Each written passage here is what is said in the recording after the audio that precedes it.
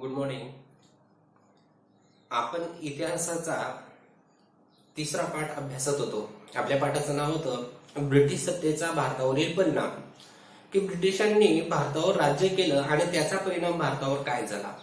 त्याच्यामध्ये आपण मराठी व इंग्रज यांच्यामधली युद्ध पाहिली, नंतर दुहेरी राज्य व्यवस्थेचा अभ्यास केला, ब्रिटिशांच्या पार्लमेंटने काही कायदे केले होते त्याचा अभ्यास केला, किंवा ब्रिटिशांच्या शासन व्यवस्था ज्या होत्या भारतामधल्या, जसं की मुलकी नोकरशाही, पोलीस दल, नंतर न्याय व्यवस्था, लष्कर यांचा आपण अभ्यास केला.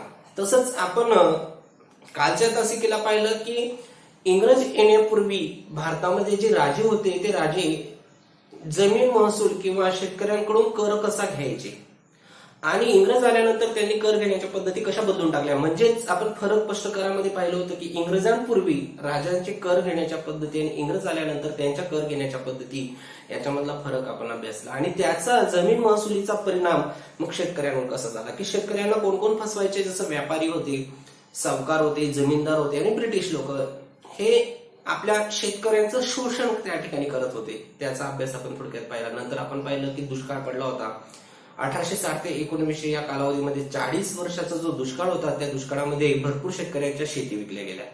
तिथपर्यंत आपण अभ्यास पाहिला. आता आपल्याला पाहायचंय की वाहतूक व दळणवळण व्यवस्थेमधील विकास कसा झाला भारतामध्ये. वाहतूक व दळणवळण व्यवस्थेमधला विकास हा आपला पुढचा मुद्दा आहे, तो पहिले समजून घेऊ.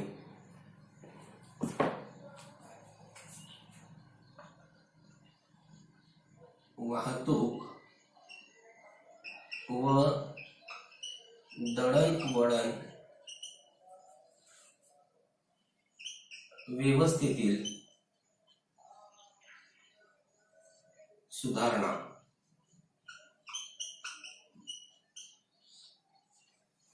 वाहतूक व दळणवळण व्यवस्थेमधील सुधारणा. की इंग्रजांनी वाहतूक आणि दळणवळण व्यवस्थेच्या सुधारणा भारतामध्ये कशा घडून आणल्या. आपल्याला माहिती आहे की आता आपण आधुनिक भारतामध्ये जगतोय. आपल्याला माहिती आहे की रेल्वे आहेत, एसटी आहे, तार यंत्र, आता आधुनिक मध्ये मोबाईल वगैरे येऊन गेलेले आहेत. मग याची सुरुवात कोणी केली, तर याची सुरुवात सुद्धा भारतामध्ये इंग्रजांनी केलेली आहे. वाहतूक आणि दळणवळण व्यवस्थेची सुरुवात इंग्रजांनी का केली असावी, आता त्यांनी त्यांच्या स्वार्थासाठी केली होती आणि त्याचा फायदा मग भारताला पण झाला. मग इंग्रजांनी का केली, वाहतूक दळणवळण व्यवस्थेमध्ये सुधारणा का घडून आणली, रस्ते का बांधले, रेल्वे का सुरू केली. त्यांना भारतामध्ये व्यापार वृद्धी करायची होती, म्हणजे व्यापारामध्ये वाढ करायची होती. भारतामध्ये त्यांना व्यापार भारताच्या कान्याकोपऱ्यापर्यंत करायचा होता, म्हणून त्यांचा व्यापाराचा विकास व्हावा यासाठी त्यांनी भारतामध्ये वाहतूक दळणवळण व्यवस्थेचा विकास केला. तसंच त्यांना शासन व्यवस्था व्यवस्थित चालवायची होती, म्हणजे शासन चालवताना त्यांना अडचणी यायला नको यासाठी त्यांनी वाहतूक दळणवळण व्यवस्थेमध्ये सुधारणा घडवून आणल्या. नंतर त्यांना लष्कराच्या हालचाली, आता उदाहरणार्थ जर कधी ब्रिटिशांचं लष्कर, जास्त लष्कर बंगाल प्रांतामध्ये, मराठा प्रांतामध्ये काही घटना झाली, मोठी चळवळ झाली किंवा उठाव झाला, तर त्यांना लष्कराच्या हालचाली लवकर करता याव्या यासाठी त्यांनी वाहतूक आणि दळणवळण व्यवस्थेमध्ये सुधारणा घडवून आणल्या. म्हणजे त्यांनी व्यापारासाठी, लष्करांच्या हालचालीसाठी आणि शासन व्यवस्थेसाठी वाहतूक आणि दळणवळण व्यवस्थेमध्ये सुधारणा घडवून आणल्या. म्हणजे नेमकं त्यांनी काय केलं, तर त्यांनी एक महामार्ग बांधला. तो महामार्ग होता दिल्ली ते कोलकाता. बंगाल प्रांतामधून दिल्ली पासून तर कोलकाता पर्यंत त्यांनी खूप मोठा महामार्ग बांधला इंग्रजांनी. नंतर पहिली रेल्वे, एका वाक्यात उत्तर त्यामध्ये विचारलं जातं की भारतातील पहिली रेल्वे कोणत्या मार्गावर धावली. भारतातील पहिली रेल्वे कोणत्या मार्गावर धावली, तर भारतातील पहिली रेल्वे मुंबई ते ठाणे, मुंबई ते ठाणे या महामार्गावर धावली. भारतातील पहिली रेल्वे मुंबई ते ठाणे या महामार्गावर धावली 1853 साली. 1853 साली मुंबई येथे भारतातील पहिली रेल्वे धावली. आता तुम्हाला सांगितलं होतं की एक नाव लक्षात ठेवायचं नेहमी, लॉर्ड डलहौसी. लॉर्ड डलहौसी हा व्यक्ती जेवढा वाईट होता तेवढा चांगलाही होता भारतासाठी. त्याने भारतामध्ये खालसा धोरण स्वीकारलं होतं. आपण पाहिलं की छत्रपती प्रतापसिंह यांचं जे राजघराणं होतं साताऱ्याचं, ते त्यांनी दत्तक वरसा नामंजूर केला होता लॉर्ड डलहौसीने. अजून त्यांचं पुढे नाव येईल.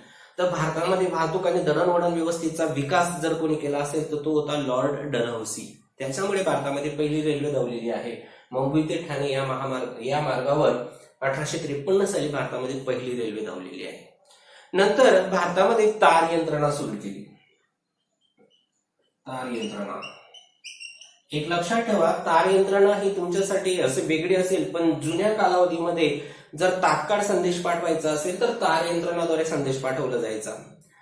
आता आपल्याकडे मोबाईल वगैरे खूप नवीन नवीन फॅसिलिटीज येऊन गेलेल्या आहेत, म्हणून ही आता आपल्याला जास्त माहित नाही, अवगत नाही.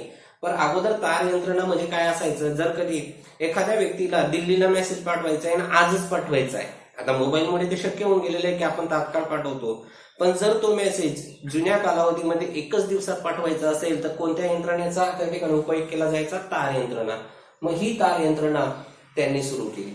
म्हणजेच महामार्ग बांधला, रस्ता, रेल्वे सुरू केली, नंतर तार यंत्र सुरू केले, आणि हे जे त्यांनी सुरू केले हे त्यांनी प्रमुख शहरांना जोडून टाकले. उदाहरणार्थ मुंबई, दिल्ली, मद्रास, आता चेन्नई असं नाव आहे, पूर्वी त्याचं नाव होतं मद्रास. या शहरांना त्यांनी, सुरत या शहरांना त्यांनी जोडून टाकलं या मार्गाने, आणि त्यांना मग त्यांचा जो राज्यकारभार आहे तो राज्यकारभार ते व्यवस्थित पाहू लागले. म्हणून त्यांनी वाहतूक दळणवळणाचा त्या ठिकाणी विकास केला. पण झालं असं की वाहतूक आणि दळणवळणाचा फायदा जसा इंग्रजांना झाला तसं भारतीय लोकांना पण होऊन गेला. म्हणजे काय झालं की भारतीय लोकांनी त्याचा फायदा घेतला आणि भारतीय लोकांमध्ये एकता निर्माण झाली वाहतूक दळणवळणामुळे. मी एकता कशी, एक लक्षात घ्या, ज्यावेळेस रेल्वे नव्हती, रस्ते नव्हते, तार यंत्रणा नव्हती, त्यावेळेस भारताच्या वेगवेगळ्या प्रांतामध्ये राहणारे लोक एकमेकांना भेटत असतील का? नाही. इतकं लांब अंतर कसं काय चालतील ते? उदाहरणार्थ बंगाल प्रांताचे लोक मराठ्याच्या प्रांतांना भेटणं अशक्य होतं, किंवा मराठा प्रांतातील लोक मद्रासच्या लोकांना भेटणं अशक्य होतं.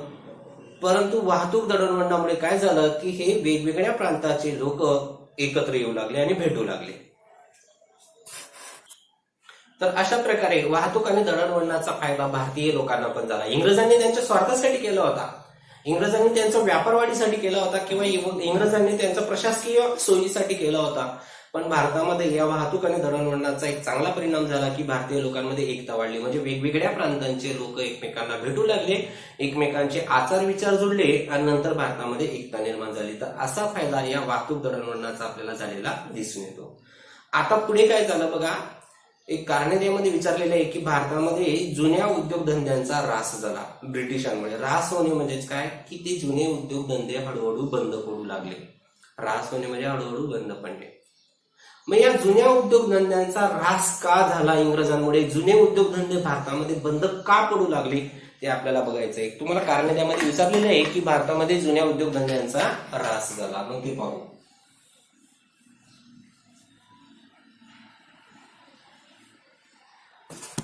भारतातील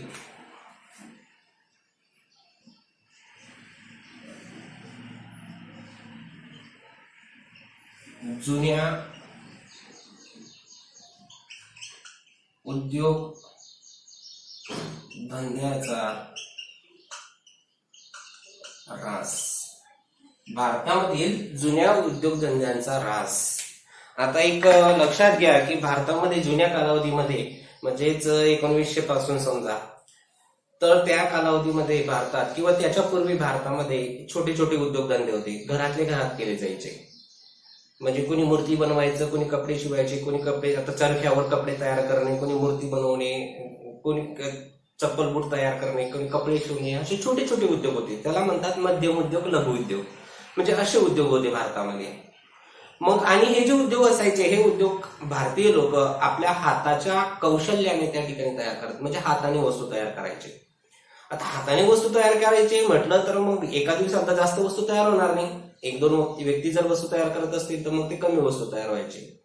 तर अशा वस्तूंचं उत्पादन भारतामध्ये सुरुवातीला होत होतं.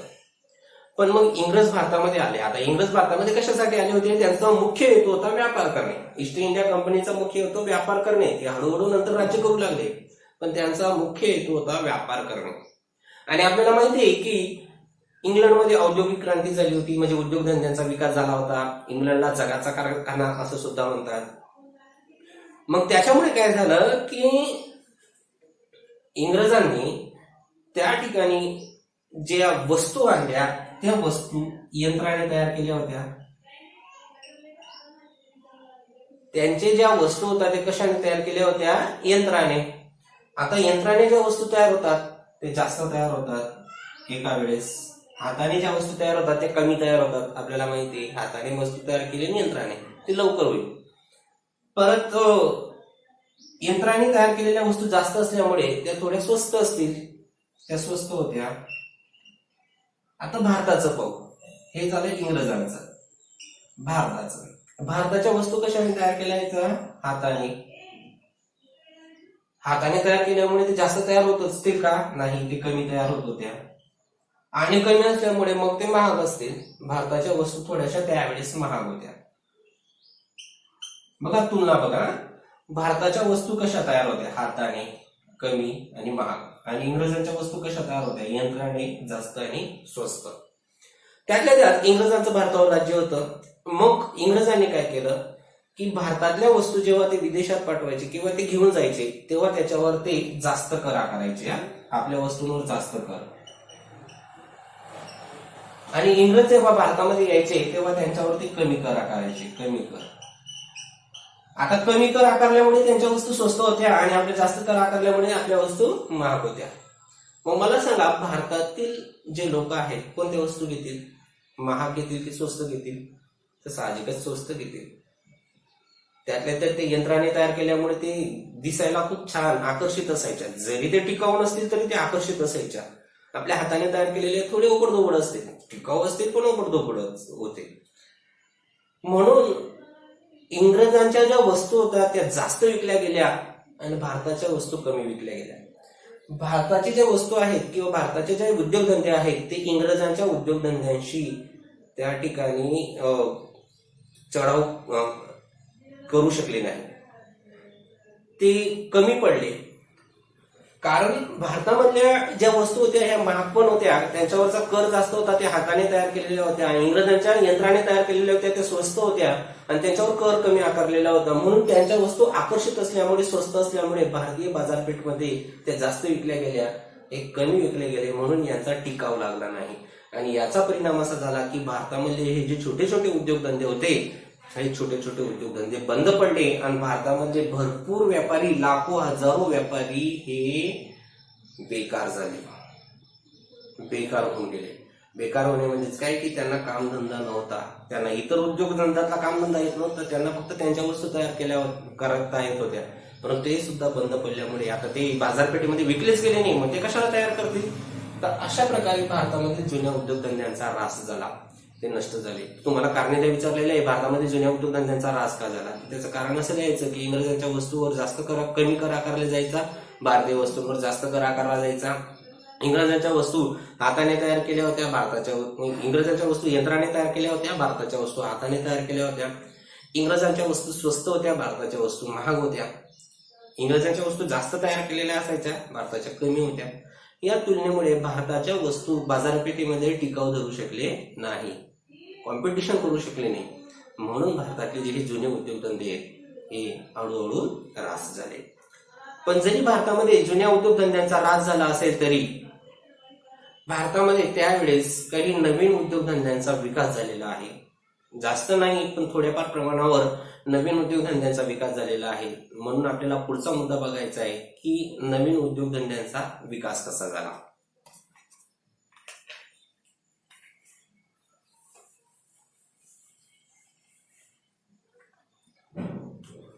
भारतातील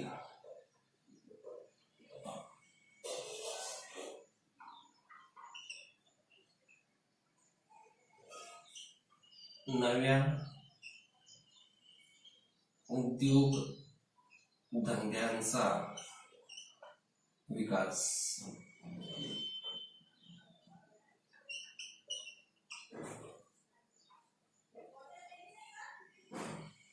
भारतातील नव्या उद्योगधंद्यांचा विकास कसा झाला.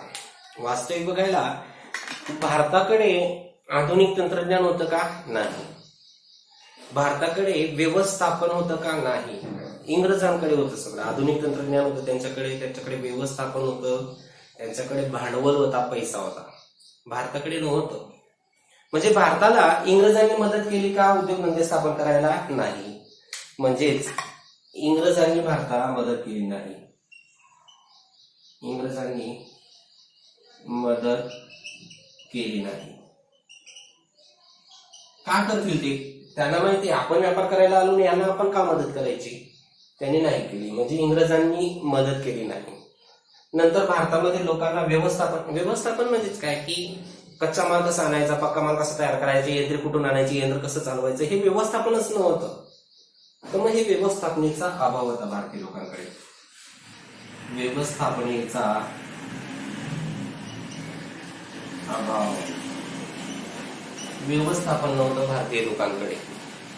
नंतर भांडवल होतं का, पैसा होता का? नाही, भांडवलाचा अभाव, भांडवल कमी होतं भारतीय लोकांकडे. म्हणजे या सगळ्या गोष्टी कमतरता होत्या. भारतीयामध्ये इंग्रजांनी भारतीय लोकांना कधीही मदत केली नाही. व्यवस्थापन भारतीय लोकांकडे नव्हतं, व्यवस्थापनेचा अभाव, भांडवलाची कमतरता, पैसा कमी होता. परंतु अशा गोष्टींवर भारतीय लोकांनी मात केली. जरी नसेल तरी ते जिद्दीने पेटले आणि भरपूर उद्योगधंदे भारतामध्ये, नवीन उद्योगधंदे भारतीय लोकांनी सुरू केले. म्हणजे भारतामध्ये आधुनिक उद्योगधंद्यांचा विकास सुद्धा इंग्रजांच्या काळात झाला. मग काय काय झालं आता आपण एक एक बघू की भारतामध्ये नवीन उद्योगधंदे कशी सुरुवात झाले. मग भारतामध्ये भरपूर उद्योगधंदे सुरू झाले, त्याच्यापैकी आपण एक एक बघू. पहिलं बघा, 1853 साली. 1853 साली काय झालं? 1853 साली कावसजी नानाभाई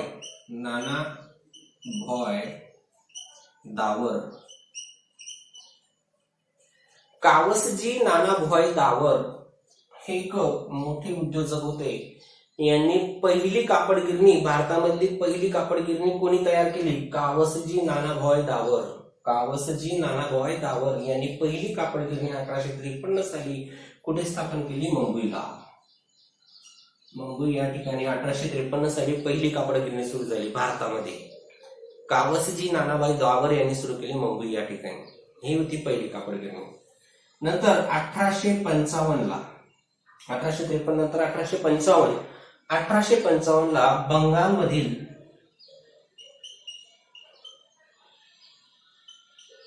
एक शहर आहे तिथे, रिश्रा हे नाव लक्षात ठेवायचं. रिकामी जागा वगैरे विचारली जाऊ शकते. तर भारतामधील बंगालमधील रिश्रा या ठिकाणी 1855 ला ताग गिरणी सुरू झाली. ताग गिरणी 1855 ला कोणती गिरणी सुरू झाली? ताग गिरणी. ताग म्हणजेच काय की जी गोंडपाट वगैरे तयार करतो, जी सुतळी तयार करतो, दोऱ्या तयार करतो, ते ताग पासून तयार. ताग म्हणजे एक प्रकारचा मोठा कापूस असतो, लाल रंगाचा, कातडी रंगाचा, आणि त्याच्यापासून ताग तयार होतं. ते ताग गिरणी सुरू झालेली रिश्रा या ठिकाणी 1855 ला. आणि 1907 आपल्याला एक रिकामी जागा विचारलेली आहे. जमशेदजी टाटा, तुम्ही ओळखला, तुम्हाला माहित असेल. आता आपल्या कोरोनाच्या लॉकडाऊन मध्ये सगळ्यात अगोदर जर किती कोणी 1500 कोटी रुपयाचं आपल्याला मदत केली असेल तर रतन टाटा हे त्यांचे, जमशेदजी टाटा यांचे पुत्र, दत्तपुत्र असेल पण आहे. तर त्यांनी आपल्याला मदत केलेली आहे. टाटा कार्स तुम्ही ऐकलेले असतील, किंवा ताज हॉटेल हे नाव तर ऐकलेलं आहे की भारतामध्ये ज्या ज्या ठिकाणी ताज हॉटेल आहेत ते टाटा यांचे. असे हे जमशेदजी टाटा होते. या जमशेदजी टाटा यांनी 1907 मध्ये, जमशेदजी टाटा यांनी 1907 मध्ये जमशेदपूर,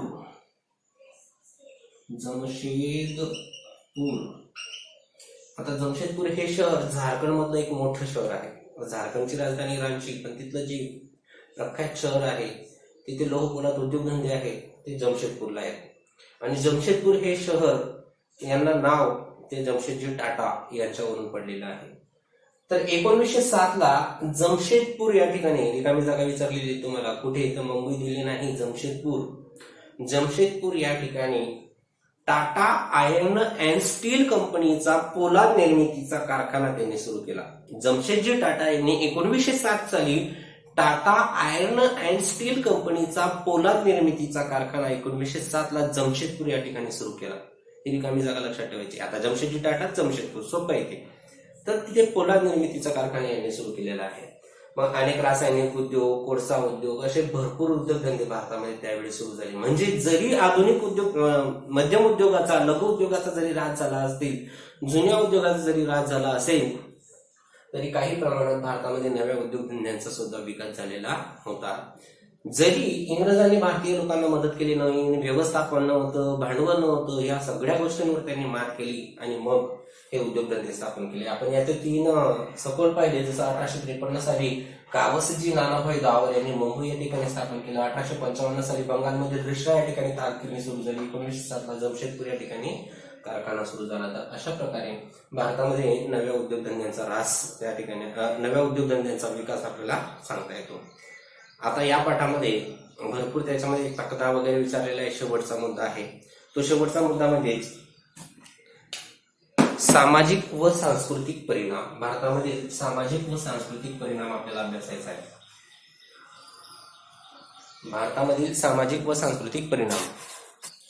तर आपण आतापर्यंत ब्रिटिशांचा भारतावर काय काय परिणाम झाला, जमीन महसुलीवर काय परिणाम झाला, दुष्काळ आल्यामुळे शेतकऱ्यांवर काय परिणाम झाला, शेतीमध्ये व्यापारीकरण कसं घडून आलं, जुने उद्योगधंदे रास कसे झाले, नवीन उद्योगधंदे कसे आले, तर भरपूर पाहिलं की इंग्रजां आल्यानंतर भारतावर काय काय परिणाम झाला. तर इंग्रज आल्यानंतर जसं शेतीवर परिणाम झाला, उद्योगधंद्यांवर परिणाम झाला, तसं भारतामधल्या सामाजिक आणि सांस्कृतिक गोष्टींवर सुद्धा परिणाम झाला. भारतामधल्या भरपूर गोष्टींमध्ये बदल झाला, समाजामध्ये आपल्या संस्कृतीमध्ये बदल झाला आणि मग तो त्यांनी कसा घडून आणला. भारतामध्ये ज्या रूढी परंपरा होत्या त्या हळूहळू बंद पडू लागल्या इंग्रजांमुळे. मग ते कशा बंद पडू लागल्या हे आपल्याला शेवटच्या मुद्द्यामध्ये पाहायचंय. या मुद्द्यामध्ये असे भरपूर जणांची नावं येतील आणि ते नाव आपल्याला जो तक्ता दिलेले आहे त्या तक्त्यामध्ये सुद्धा लिहायचं आहे. म्हणून तुम्ही व्यवस्थित लक्ष द्या या शेवटच्या मुद्द्यावर की भारतावर सामाजिक व सांस्कृतिक परिणाम कसा झाला. जर मध्ययुगाचा विचार केला तर मध्ययुगीन कालावधीमध्ये भारतीय समाज हा थोडासा मागासलेला होता. परंतु मध्ययुगीन कालावधीमध्ये युरोप खंडामध्ये, आता युरोप खंडातले देश येते जसं पोर्तुगीज, डच, इंग्रज, फ्रेंच हे युरोप खंडामधले देश आहेत. तर युरोपामध्ये मानवतावाद, बुद्धिवाद, लोकशाही, समता, स्वातंत्र्य, बंधुता ह्या गोष्टींचा उदय झाला होता. तिथे क्रांत्या वगैरे झाल्या होत्या. अमेरिकन स्वातंत्र्य युद्ध आपण पाहिलं, फ्रेंच राज्यक्रांती झाली. या गोष्टीमुळे आणि तिथे आधुनिक तंत्रज्ञानाचा विकास झाल्यामुळे युरोप खंडामध्ये काय झालं होतं, बुद्धिवाद, बुद्धीचा विकास झाला होता. मानवतावाद, मानवाचा मानवाकडे बघण्याचा दृष्टिकोन बदलला होता. मानवाला खूप महत्व निर्माण झालं होतं. मानवतावाद, लोकशाही, लोकांनी त्या देशामध्ये आपलं शासन चालवलं होतं. लोकशाही, स्वातंत्र्य, समता, बंधुता हे तर फ्रेंच राज्यक्रांतीने जगाला भेट दिलेल्या वस्तू आहेत. लोकशाही, स्वातंत्र्य, समता, बंधुता म्हणजेच युरोप खंडामध्ये ह्या भरपूर गोष्टी झाल्या होत्या. तेव्हा भारतामध्ये काहीच नाही. तेव्हा भारतामध्ये अंधश्रद्धा, रूढी परंपरा या गोष्टी होत्या. मग जेव्हा युरोपियन देश भारतामध्ये आले तेव्हा ह्या गोष्टी तर सोबत घेऊनच आले असतील. म्हणजे यांची माहिती तर भारतीय लोकांना त्यांनी दिलीच असेल. म्हणजे त्याचे जे पडसाद आहेत युरोप खंडातले पडसाद ते भारतात पण होऊ लागले. भारतीय लोकांना भरपूर गोष्टी, नवीन नवीन गोष्टी समजू लागल्या की लोकशाही कुणाला म्हणतात, स्वातंत्र्य कुणाला म्हणतात, समता कुणाला म्हणतात, बुद्धिवाद म्हणजे काय, विज्ञान तंत्रज्ञान, यंत्रांचा विकास कसा झाला. मग ह्या सगळ्या गोष्टी भारतीय लोकांना समजू लागल्या. त्यातल्या त्यात भारतावर कोणाचं राज्य होतं, ब्रिटिशांचं. आता एवढ्या मोठ्या भारतात त्यांना राज्य करायचं होतं, एवढ्या मोठ्या देशामध्ये त्यांना राज्य करायचा होता. मग भारत तर त्यांना माहित पाहिजे. म्हणून त्यांनी भारतीय समाजाचा आणि भारतीय संस्कृतीचा सखोल अभ्यास केला. इंग्रजांनी भारतीय इतिहासाचा अभ्यास केला, भारतीय संस्कृती समजून घेतल्या, भारतामधला प्राणी आणि पक्ष्यांचा त्यांनी अभ्यास केला. कारण त्यांना एवढ्या मोठ्या देशावर राज्य करायचा होता आणि तो देश माहिती असायला पाहिजे. म्हणून त्यांनी भारतीय इतिहासाचा गाढा अभ्यास केला. भारतीय प्राणी पक्ष्यांचा त्यांनी अभ्यास केला. एवढंच नाही तर भारतीय नोकरशाही म्हणजे भारतीय लोकांना जसं त्यांनी युरोपीय संस्कृतीची ओळख करून दिली तसं भारतीय संस्कृतीची ओळख त्यांनी भारतीय लोकांकडून करून घेतली. म्हणजे त्यांनी गाढा अभ्यास केला. आणि मग भारतामध्ये त्यांना राज्य करण्यासाठी त्यांनी भारतीय लोकांना शिकवण्यासाठी किंवा भारतीय संस्कृती त्यांनी जपण्यासाठी विल्यम जोन्स हे नाव लक्षात ठेवायचं आहे. कारण आपल्याला तक्त्यामध्ये विचारलेलं आहे विल्यम जोन्स. बघू आपण.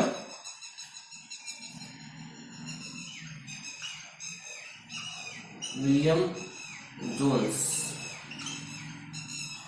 जोन्स यांनी काय केलं तर विल्यम जोन्स यांनी 1784 साली विल्यम जोन्स यांनी 1784 साली कोलकाता या ठिकाणी, कोलकाता आता कोलकाता आहे, पूर्वीचं नाव होतं त्याचं कलकत्ता. तर कोलकाता या ठिकाणी एशियाटिक सोसायटी ऑफ बंगाल, एक लक्षात ठेवायचं,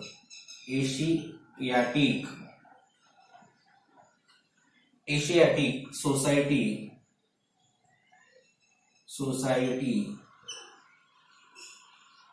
ऑफ बंगाल,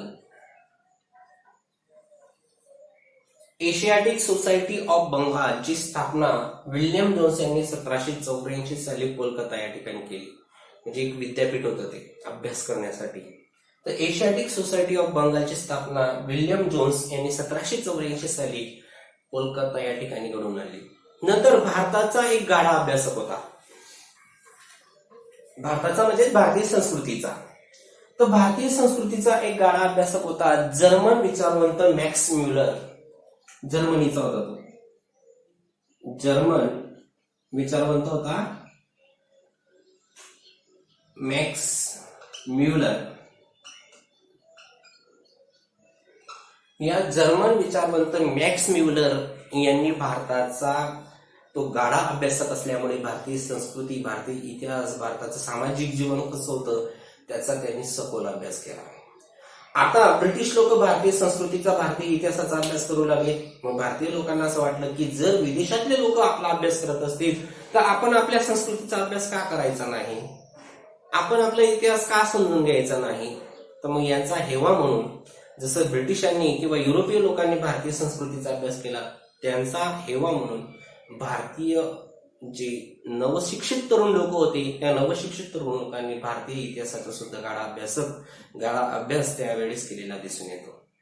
तर अशा प्रकारे भारतीय इतिहास समजून घेण्यासाठी इंग्रजांनी काय काय प्रयत्न केले ते पाहिले. जसं विल्यम जोन्स यांनी 1784 साली कोलकाता या ठिकाणी एशियाटिक सोसायटी ऑफ बंगाल या विद्यापीठाची स्थापना केलेली आहे, आपल्याला तक्तेदारामध्ये भरायला लावलेला आहे. मॅक्स म्युलर हा जर्मन विचारवंत होता, यांनी भारताचा इतिहासाचा गाडा अभ्यास आपल्याला केलेला दिसून येतो. आता आपल्याला बघायचंय की भारतामध्ये काही वाईट परंपरा होत्या, चुकीच्या परंपरा होत्या आणि ह्या परंपरा रद्द करण्यासाठी ब्रिटिशांनी काही कायदे केलेले आहेत. त्याच्यापैकी 2 कायदे आपल्याला दिलेले आहेत ते पाहू.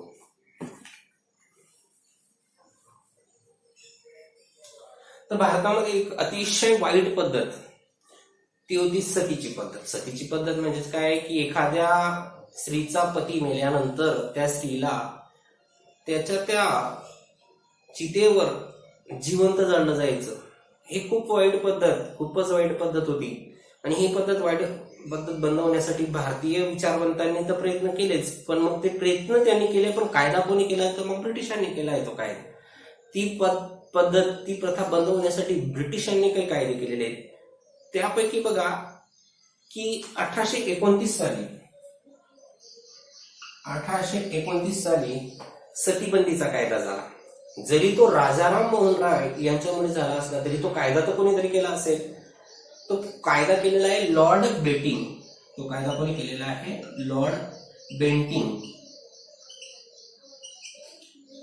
बेंटिंग यांनी हा कायदा केलेला आहे 1829 ला, सतीबंदीचा कायदा. आणि 1829 नंतर भारतामध्ये ज्या ज्या ठिकाणी सतीची पद्धत केली जायची, म्हणजे एखाद्या स्त्रीला जिवंत जाळलं जायचं, त्याला कठोर शिक्षा व्हायची. म्हणजे ही प्रथा हळूहळू बंद झाली. सतीची पद्धत बंद करण्यामागे या व्यक्तीचं खूप मोठं नाव किंवा हात त्या ठिकाणी दिसून येतो. तो होता लॉर्ड बेंटिंग 1829 साली. नंतर भारतामध्ये अजून एक पद्धत होती की एखादी स्त्री जर विधवा झाली तर त्या विधवा स्त्रीला, मग ती कितीही वर्षामध्ये विधवा हो, आता बालविवाह पद्धत असल्यामुळे मग त्या स्त्रिया लहान होत्या आणि पुरुष मोठे असायचे. ती स्त्री 15-16 वर्षाची व्हायची, तेवढ्यात मग ती विधवा होऊन जायची, तिचा नवरा मरून जायचा काही कारण असतो. मग 15 वर्षापासून विधवा, आता जीवनभर विधवा राहू द्यायचं, त्यांचं कधीच लग्न करायचं नाही, तिचं लग्नच करायचं नाही पुन्हा, अशी बंधनं भारतामध्ये होती. मग ही सुद्धा वाईट प्रथा होती. मग ही प्रथा बंद करण्यासाठी एक व्यक्ती अजून पुन्हा नाव येईल त्याचं, ज्यांनी वाहतूक आणि दळणवळण व्यवस्थेमध्ये विकास घडवून आणला. तर 1856 साली कोणत्या व्यक्तीने विधवा पुनर्विवाहाचा कायदा केला? लॉर्ड डलहौसी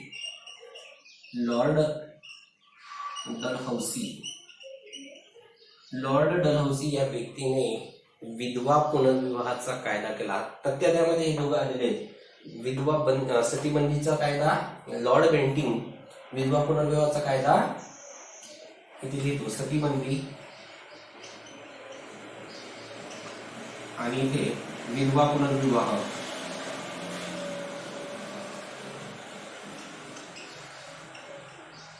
विधवा पुनर्विवाह. सतीबंदीचा कायदा केलेला आहे लॉर्ड बेंटिंकने. विधवा पुनर्विवाहाचा कायदा केलेला आहे लॉर्ड डलहौसीने. तर असे हे 2 कायदे त्यावेळेस भारतामध्ये झाले. तसंच भारतामध्ये अगोदर कोणती भाषा होती? इंग्रजी किंवा मग स्थानिक भाषा असतील, मराठी, कन्नड वगैरे त्यांच्या राज्यामध्ये. इंग्रजी ही भाषा तर भारतीय लोकांना येतच नव्हती, कारण की इंग्रजी ही भाषा युरोप खंडातली भाषा आहे. भारतीय लोकांना ती समजत नव्हती. त्यातल्या त्यात ब्रिटिशांना नोकरशाहीची गरज होती मागेच पाहिलं. आता नोकरशाहीची गरज असल्यामुळे इंग्रजांना कोणती भाषा यायची? इंग्रजी. भारतीय लोकांना इंग्रजी येत नव्हती. मग भारतीय लोकांना इंग्रजी शिकवण्यासाठी त्यांनी भारतामध्ये काही इंग्लिश शाळा सुरू केल्या, इंग्रजी शाळा सुरू केल्या. या ब्रिटिशांनी सुरू केल्या. आणि ह्या ज्या शाळा आहेत, ह्या शाळा एका व्यक्तीने सुरू केल्या, ज्यांनी भारतामध्ये कायद्याची संहिता तयार केली होती. नाव आठवतं का? कायद्याची संहिता भारतामध्ये कोणी तयार केली की त्या कायद्यानुसार भारतामध्ये सगळे लोक समान होती? तो व्यक्ती होता लॉर्ड मेकॉले. कोण होता? Lord Macaulay. लॉर्ड मेकॉले यांनी भारतामध्ये इंग्रजी शिक्षण देणाऱ्या शाळा सुरू केल्या. त्या 1835 मध्ये अनेक अशा विद्यापीठांची स्थापना त्यांनी केलेली आहे. लॉर्ड मेकॉले यांनी इंग्रजी शाळा सुरू केलेल्या आहेत 1835 मध्ये. नंतर जसं कोलकाता या ठिकाणी विद्यापीठाची स्थापना झाली होती, एशियाटिक सोसायटी ऑफ बंगाल अशी स्थापना अजून भरपूर शहरांमध्ये झाली. उदाहरणार्थ मुंबईला झाली, कोलकाताला झाली, चेन्नईला झाली. चेन्नई म्हणजे त्यावेळेस मद्रासला झाली, नंतर दिल्लीला पण झाली. अशा अनेक विद्यापीठांची स्थापना झाली. म्हणजे ब्रिटिश भारतामध्ये आले आणि ब्रिटिशांनी भारतामधलं सामाजिक जीवन बदलून टाकलं, सांस्कृतिक जीवन बदलून टाकलं. कर व्यवस्थेमुळे शेतकऱ्यांचं जीवन बदलून गेलं. शेतीचं व्यापारीकरणमुळे आधुनिकीकरण त्या ठिकाणी भारतामध्ये आलं. वाहतूक दळणवळणामुळे काही फायदा पण झाला आणि काही नुकसान पण झालं. तर अशा प्रकारे हा आपला पाठ संपला. याच्यावर दिलेला होमवर्क व्यवस्थित आणि चांगल्या अक्षरामध्ये, स्वच्छ अक्षरामध्ये, सुंदर अक्षरामध्ये आपल्या नोटबुकमध्ये लिहून घ्यायचं. धन्यवाद.